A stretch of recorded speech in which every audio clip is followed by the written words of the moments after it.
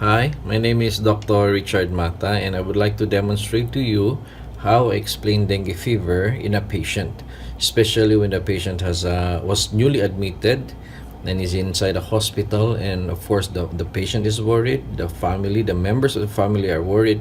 So how do I explain dengue fever in a very simple way, so that their worries will decrease, and at the same time I will be able to teach them what to monitor so that the severity will be prevented. So I get a piece of paper, and this is what I do. So for example, this is the piece of paper. So I ask them if the fever, for example, the fever started on a Sunday. So I'll write here Sunday, and then I say Sunday plus 6 days. So what is Sunday plus 6 days? The answer is Saturday. So that's the first thing that I do. And then I say, because in dengue fever, it's like you're a cellophane, plastic cellophane with water in it, and it has holes in it. What does it happen if there are holes in a cellophane with water? Of course, the water will leak out. So what I'm trying to say is that the blood vessel, for example, this is the blood vessel of a dengue patient, it has holes in it. That's what we call plasma leakage. The blood vessel has holes in it. So because platelets are very small in sizes, it goes out through those holes. So that's what comes out, the platelets. So the reason why the platelets decreases is because the blood vessel has holes. It's like your holes has thousands of pinpoint holes everywhere, all over the body. So imagine that the platelets are going out. The second thing that comes out from those holes is the water. So there are two things that goes out through these holes, tiny holes, the platelets and the water.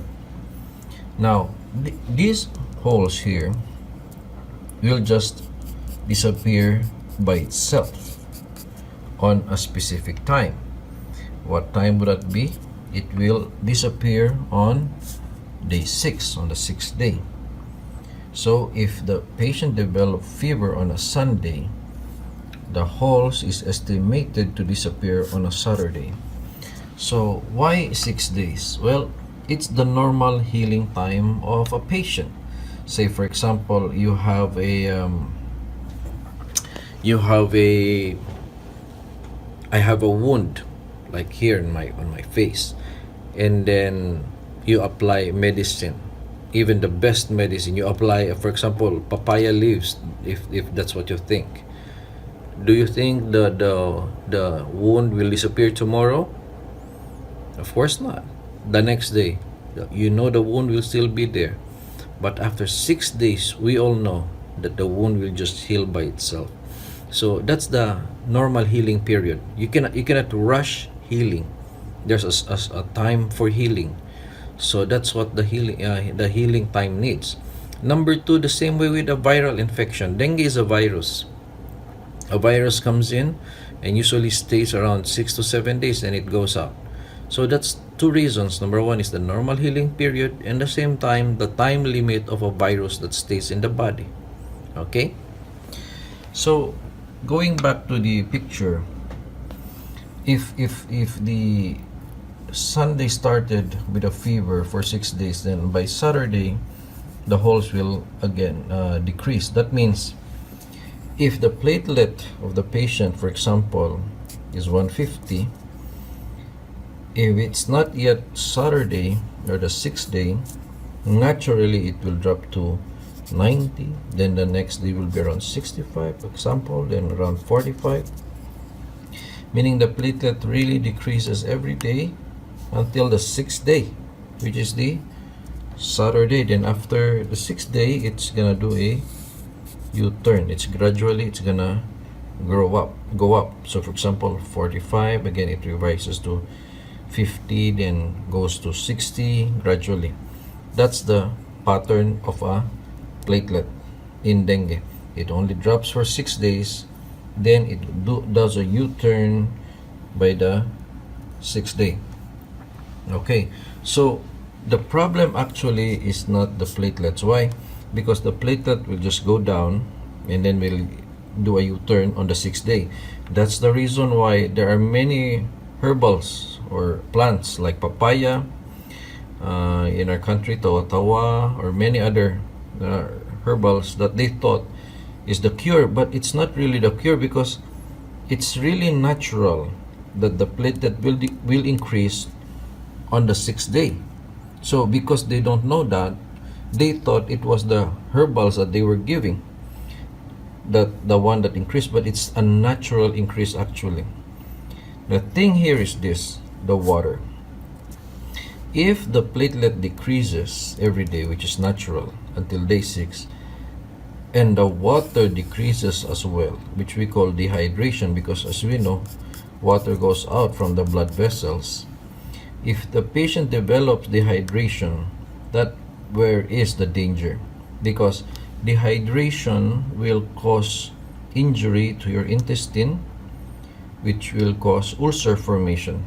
Now, if you have an ulcer formation, you'll start to bleed from your intestine, like you're gonna vomit blood, or in the stool you have blood. And because the platelet is low, there will be a severe bleeding. But if there was no dehydration, then there will be no ulcer formation. Therefore, even if the platelets are low, there will be no severe bleeding, because there was no formation of ulcer, which was triggered by a dehydration. So the bottom line is that if the patient is not dehydrated, even if the platelet is low, the patient will not go into danger. Other problems of dehydration is, of course, kidney failure and sudden shock because of lack of water. So bottom line, dengue is a dehydration disease. It's like diarrhea. You focus here. Many people focus here and they forgot this one. That's why many people die of dengue fever. Now, you may ask, how will I know if I'm dehydrated or not? Well, the easiest answer is this: urine.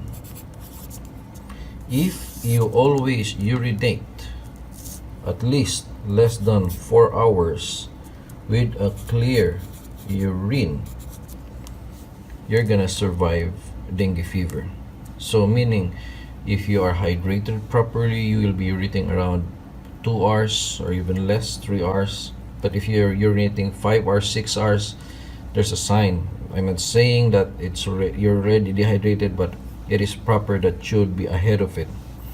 And the same thing, if the urine color is clear, transparent yellow, that's a good color. But if it's dark yellow or orange or almost brown, that's already a sign of dehydration. So bottom line, it's not a worry if the platelet decreases, as long as you're always urinating.